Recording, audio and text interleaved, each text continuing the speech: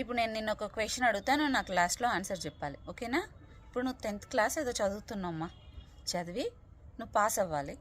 నీకు పాస్ అయ్యి మంచి మార్క్స్ తెచ్చుకోవాలని చాలా ఉంది.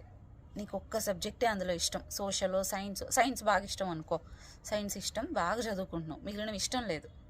సో నాకు పోయి ఇంకో సోషల్ ఎగ్జామ్కో పోయి మ్యాథ్స్ ఎగ్జామ్కో పోయి నాకు సైన్స్ అంటే ఇష్టం, పోయి రాసొస్తాను, నేను అదే రాస్తానంటే అవుతుందా? పోనీ సైన్స్కి 200 మార్క్స్ రాసిచ్చినా కూడా నువ్వు అక్కడ 100 కదా వస్తుంది మార్క్స్. ఇక్కడ నువ్వు అన్నీ పాస్ అవ్వాలి, అవునా?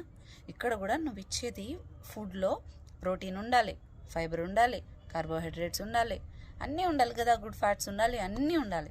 ఉంటేనే నీకు ఈ వైటమిన్ డెఫిషియన్సీస్ అయి ఉండొచ్చు, లేకపోతే చిన్నదానికే ఆయాసం, మజిల్ లాస్ ఇట్లాంటివన్నీ కూడా కాకుండా, ఫుడ్ క్రేవింగ్స్ లాంటివి కాకుండా నువ్వు యాక్టివ్గా నీ వర్క్ అంతా చేసుకుంటూ నువ్వు చక్కగా ఉండడానికి అవకాశం ఉంటుంది, నీ మెటబాలిజం అంతా. అలా కాకుండా నేను ఇదేంటి కొందరు చెప్తారు, నేను మార్నింగ్ మిల్లెట్సే తింటా, మధ్యాహ్నం మిల్లెట్సే తింటా, రాత్రి మిల్లెట్సే తింటా, నేను ఒక దోశ తింటాను, తర్వాత నేను ఇంతే కర్రీ వేసుకుంటాను, అయినా కూడా నేను వెయిట్ లాస్ కావట్లేదు. అరే మీకు అర్థం కావట్లేదమ్మా, ఇంత తక్కువ తింటేనే ఏం తగ్గాలని ఏం లేదు. మీరు ఇచ్చే ఫుడ్లో ప్రాపర్ న్యూట్రిషన్ లేదు. మీరు మిల్లెట్సే తింటారో, రైసే తింటారో, అదంతా కార్బోహైడ్రేట్స్, ఓకే? మీరు మితంగా రైసే తిన్నా తప్పేం లేదు, కానీ దాన్ని బ్యాలెన్స్ చేసేటట్లు ఫుడ్లో కర్రీస్, వెజిటబుల్ కర్రీస్ ఎక్కువ ఉండాలి, రైస్ కంటే డబుల్ క్వాంటిటీ కర్రీస్ ఉండాలి, మంచి ప్రోటీన్ ఉండాలి. ఇది మీరు ఓన్లీ ఇంతంత చేసినా కూడా వెయిట్ లాస్ అవుతారు ఒక్కోసారి. యూజ్ ఏముంది? బాడీలో మజిల్ లాస్ ఉంటుంది, వాటర్ లాస్ ఉంటుంది తప్ప. సో అన్నీ తినాలి, కొంచెం ఎర్లీ కంప్లీట్ చేసుకోండి, చక్కగా తినండి. ఎందుకు కన్ఫ్యూజన్ ఎప్పుడు?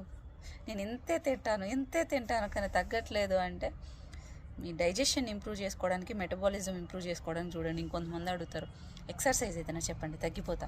మీరు రోజు 1 గంట ఎక్సర్సైజ్ చేసినా మన క్యాలరీ బర్నింగ్ దాంట్లో 15% కూడా ఉండదు తెలుసా. ఇట్లా రెప్పలు కొట్టుకున్నా కూడా మనకి క్యాలరీ బర్న్ అవుతుంటుంది, నిద్రపోతున్నా క్యాలరీ బర్న్ అవుతుంటుంది. అది మెటబాలిజం.